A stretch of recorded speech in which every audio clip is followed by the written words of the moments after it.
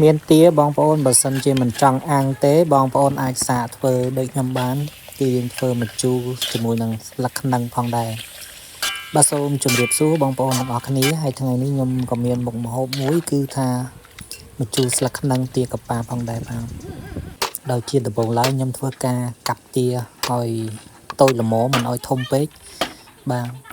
ដើម្បីឲ្យយើងងាយស្រួលក្នុងការស្លទៅវាឆាប់ឆ្អិនបានល្អបាទហើយសម្រាប់ម្ជូរខ្ញុំជ្រើសរើសយកស្លឹកខ្នឹងបាទនៅក្រោយផ្ទះមានសម្បូរច្រើនហើយបន្ទាប់មកក៏ធ្វើការចាប់ផ្ដើមដាក់ខ្លាញ់ហើយយើងដាក់គ្រឿងបុកដែលយើងបុកផ្ទាល់ដៃបានវាឆ្ងាញ់និងវាមានជាតិល្អជាងយើងទិញមកពីផ្សារបន្ទាប់មកយើងចាប់ផ្ដើមធ្វើការឆាគ្រឿងរបស់យើងឲ្យបានឈ្ងុយល្អយើងក៏ចាប់ផ្ដើមធ្វើការដាក់ខ្ទិះដូងដើមបន្តិចដើម្បីរងាស់វាបានជះក្លិនឈ្ងុយបានល្អហើយបានយើងធ្វើការចាប់ផ្ដើមដាក់សាច់ចូលបានហើយទានេះទាសោតគឺវាទាខ្ចីតែមិនអញ្ចឹងយើងរងាស់វាប្រើរយៈពេលលឿនដែរទេមិនសូវចំណាយពេលយូរទេបងប្អូនណាក្រោយពីដាក់ទាក៏យើងឆាជាមួយនឹងគ្រឿងឲ្យបានចូលជាតិគ្នាល្អបាទមែនតើទៅម្ហូបមួយមុខនេះខ្ញុំតែងតែធ្វើញ៉ាំលក្ខណៈគ្រួសារ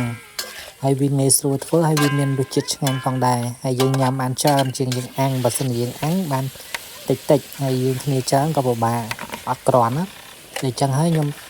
សម្រាប់ចិត្តយកធ្វើម្ជូរទាកប៉ាស្លឹកខ្នឹងតែម្ដងទៅហើយគ្រឿងផ្សំរបស់យើងទៀតសោតអត់មានអីច្រើនទេបងប្អូនមានតែប៊ីចេងស្ករសរ៉ូឌីប្រេងខ្យងទឹកត្រីតែប៉ុណ្្នឹងទេបងប្អូនណាឥឡូវគ្រឿងរបស់យើងបានដាក់រួចរាល់អស់ហើយឡើងជះក្លិនឡើងឈ្ងុយយើងឆាត្រឡប់ឲ្យចូលជាតិបានល្អផងដែរក្រោយពីបានមួយសន្ទុះក្រោយមកក៏យើងធ្វើការដាក់ទឹកដូងទឹកទី2ចូលបងប្អូនហើយបន្ទាប់មកក៏យើងដាក់ស្លឹកខ្នឹងចូលហើយស្លឹកខ្នឹងទៀតសោតខ្ញុំ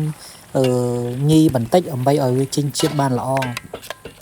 មែនតើខ្ញុំអត់ធ្វើឲ្យរាវពេកទេខ្ញុំធ្វើយ៉ាងខាប់ល្មមមកហើយម្ហូបនេះងាយក្នុងការធ្វើមែនតើបើសិនជាបងប្អូនមានម្ទេសស្រែអាចដាក់ចូល4-10គ្រាប់ទៅបាទវាបង្កើនរសជាតិកាន់តែឈ្ងុយឆ្ងាញ់ផងដែរបាទហើយម្ហូបជះក្លិនឡើងឈ្ងុយតែម្ដងបងប្អូនបាទឥឡូវនេះគឺទារបស់យើងបានឆ្អិនរួចរាល់ហើយក៏ខ្ញុំធ្វើការចាប់ផ្ដើមដួសដាក់ចានផងដែរហើយខ្ញុំដាក់ខាប់ចឹងបងប្អូនបានដើម្បីដាក់ជាមួយបាយឆ្ងាញ់ណាបងប្អូនអើយបាទហើយដោយសារវីដេអូនេះខ្ញុំកាត់ខ្លីៗហើយខ្ញុំបន្ថែមម្ទេសគ្រាប់ 4-5 គ្រាប់ចឹងហ្នឹងឲ្យមានរសជាតិកាន់តែឆ្ងាញ់ផងដែរបាទវីដេអូនេះមានតែប៉ុណ្្នឹងទេបងប្អូនបាទសូមអរគុណ